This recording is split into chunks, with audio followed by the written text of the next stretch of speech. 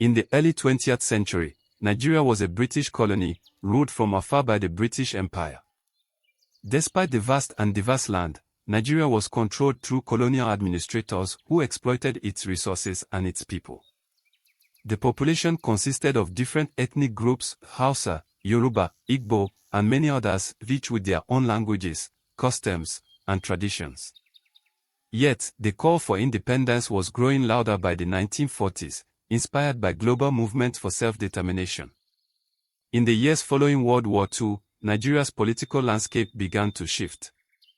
Leaders like Nnamdi Azikiwe, Obafemi Awolowo, and Ahmadu Bello rallied for independence, demanding more political representation and the right to govern themselves.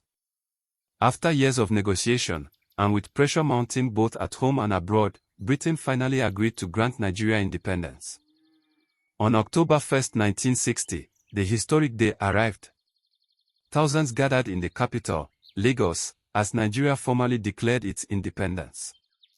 Sir Abubakar Tafawa Balewa became the country's first prime minister, and Nigeria was now free from colonial rule. The flag was raised, and the national anthem played for the first time as a sovereign nation. People celebrated, but there was also an awareness that Nigeria faced tremendous challenges ahead, building a new nation from a diverse and divided society. However, not even a decade after independence, Nigeria was plunged into crisis.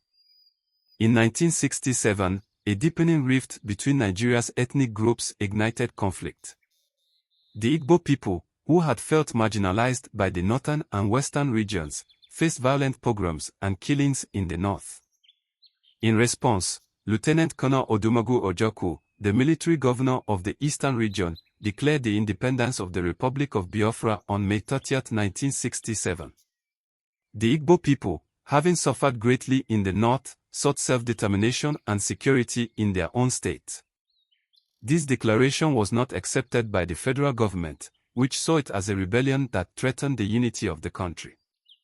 On July 6, 1967, the Nigerian government launched a military offensive to regain control over the secessionist region, and the Nigerian civil war erupted. The war was brutal and devastating. The federal government, led by General Yakubu Gowon, launched a blockade on Biafra, cutting off vital food supplies. The result was a devastating famine, with thousands of Biafrans, especially children, dying from starvation. The world watched in horror, as images of emaciated Biafran children became a symbol of the tragedy.